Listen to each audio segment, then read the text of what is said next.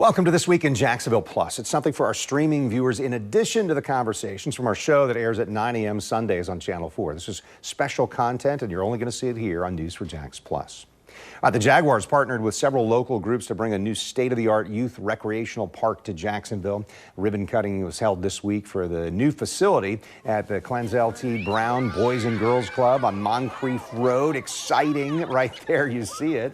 Features a newly constructed synthetic turf facility. It's got a sports clinic. And the Jags say that they hope the new facility inspires teamwork, discipline, and personal growth. Terrance Freeman was there. And he's here now, City Council President. And I want to hear more about this park. We spoke to you while you were out there. What's the connection? What's the excitement you have for this new facility? Well, baseball and sports in general changed my life.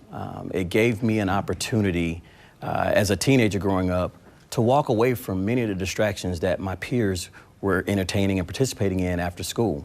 But above that and beyond that, it also gave me an opportunity beyond high school and college to see the world, to learn about different cultures, to learn how to handle adversity. It was the life lessons in sports. So when this opportunity presented itself and we were searching for a location, I've said it time and time again, we have to be intentional. I've coached baseball for 20 plus years in Jacksonville. I've been in every part of our city coaching. And noticeably, there were some areas of our town that the fields just weren't in the same level as others. And so when we brought this to the attention of the Boys and Girls Club and in that particular location, I was ecstatic that they said this is where we can do it. And you just saw the benefits of that. Pretty exciting. So what was that ribbon cutting or whatever? And the kids are running out there, but what was the feedback you got from that? One, I've gotten calls already, like when can we get out there and we play? One, I'm grateful for the Boys and Girls Club and Paul Martinez and my colleague Kevin Carrico leading on it, Councilmember Jacoby Pittman being a strong champion, and then the Cal Ripken Senior Foundation. If you're familiar with baseball, you know that name, Ripken. So bringing those players in, and then 1001 Financial being one of the key investors, really to make that happen. And what just happened is not only did we just build a field out there that they can play football on, they can play baseball, hopefully lacrosse and soccer as times go, but we've created a safe space. We know that where there's light, darkness does not reside.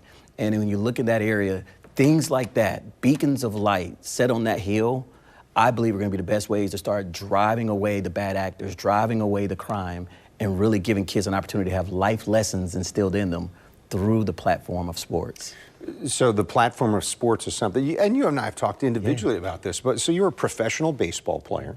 Does that help when it comes to maybe having a voice that is heard better by some of the folks out there, the young people out there, because you're able to say, hey, I've done this. This is how it's positively affected my life? Absolutely. When you look at team sports, one, learning how to work well with others, communication, how to deal with conflict resolution. These are all things that happen. There's conflict in sports? All of the time, right? And that's what baseball taught me. More importantly, baseball taught me that you're going to fail way more than you succeed. And how quickly can you overcome that failure and move forward to the next pitch, the next play, in order to better help your team try to win a ball game. And every sport has a scenario or a story like that. And that's why I love the fact that when we get leaders, coaches, good men and women that become mentors to these kids, that we leverage the sport to get their attention, but man, it's what we pour into them, their minds, their bodies, and their souls, what we're pouring and instilling into them, that they take that outside of those lines of competing and they take it into the real world, into school when they're dealing with incidents and altercations, take it out into their neighborhoods when they're playing at the park. I think those are the types of lessons that are learned through sports. So during our conversation in This Week in Jacksonville on Sunday morning in our show, you talked about a program called JUMP. I'd love to hear more about that. Explain what that's an acronym for and what the efforts are right now. Yeah, JUMP is for Jacksonville Upward Mobility Program. And as I shared this morning, when I have the pleasure of meeting kids where they're at, and I'd always ask them, like, what's the biggest thing that could be done that could change the trajectory of your life? So many of them, time and time again, they said it would be a job. And so when I came into this role, I said, how can we find a sustainable way of ensuring that kids who are looking for that way out can have it provided to them? And JUMP does that. It is going to be millions of dollars that are dedicated solely for career pathways through apprenticeship programs.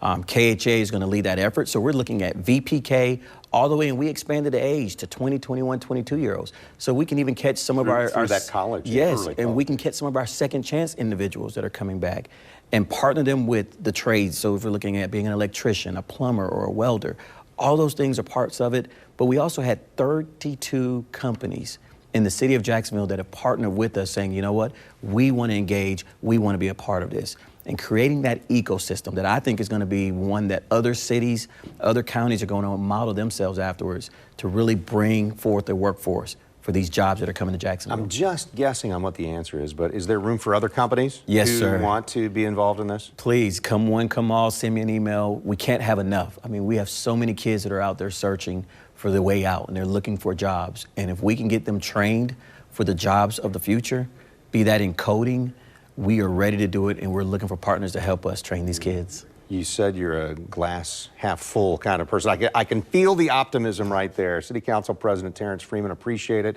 Moving on from Council President, but back into that role where you're representing everybody on Council. I know you got a lot that you want to accomplish in this next term. Thanks for the time today. My pleasure. Thanks, Ken. Oh, yes, absolutely. And you can watch for more in-depth interviews just like this one. It's in addition to our show that airs at 9 a.m. Sundays on Channel 4. But this is special content you only find here on News 4 Jax Plus.